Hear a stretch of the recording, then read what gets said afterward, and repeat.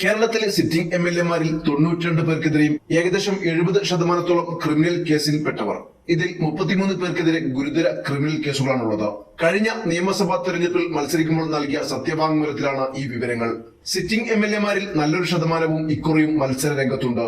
Association for Democratic റിഫോഴ്സ് ADR എന്ന സംഘടനയാണ് കേരളത്തിലെ 132 MLA-മാരുടെ സത്യവാങ്മൂലം വിശകലനം ചെയ്ത് റിപ്പോർട്ട് തയ്യാറാക്കിയത്. MM മണി, TI മധുസൂദനൻ എന്നീ 2 പേർക്കെതിരെ കൊലക്കേസും M Vijin, TI Madhusoodanan, MM മണി എന്നീ 3 പേർക്കെതിരെ കൊലപാതക ശ്രമക്കേസുകളും ഉണ്ട്. സ്ത്രീകൾക്കെതിരെയുള്ള അതിക്രമത്തിന് കേസുകൾ നേരിടുന്നത് 3 പേരാണ്. Advocate M Vincent, AP Anilkumar, advocate KU Janeesh Kumar. ഇതിൽ M വിൻസെന്റിനെതിരെ ബലാത്സംഗ കേസുമുണ്ട്. കോൺഗ്രസിൽ 90%വും CPM-ൽ 74%വും MLA-മാർക്കെതിരെയാണ് ക്രിമിനൽ കേസുകൾ ഉള്ളത്. കോൺഗ്രസിന്റെ 52% പേർക്കെതിരെയും CPM-ന്റെ 26%ത്തിനും ഉള്ളത് ഗുരുതര ക്രിമിനൽ കേസുകളാണ്. ലീഗിന്റെ 86% പേർക്കെതിരെ ക്രിമിനൽ കേസുകൾ ഉള്ളതിൽ 29%-ത്തിനെതിരെ ഗുരുതര കേസുകൾ ഉണ്ട്.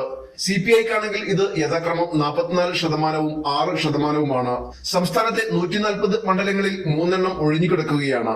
5 MLA-മാരുടെ സത്യവാങ്മൂലം വ്യക്തമല്ലാത്തതുകൊണ്ട് പരിശോധിക്കാൻ ആകില്ലെന്ന് ADR പറയുന്നു. Rahul Mankootathil, advocate IB Satheesh, V Sivankutty, MB Rajesh, Kurukkoli Moideen എന്നിവരുടേതാണ് സത്യവാങ്മൂലം വ്യക്തമല്ലാത്തത്. News desk, news 99. 35 വർഷത്തെ വിശ്വസ്ത പാരമ്പര്യവുമായി എന്നും എപ്പോഴും കൂടെയുണ്ടെന്ന വിശ്വാസം.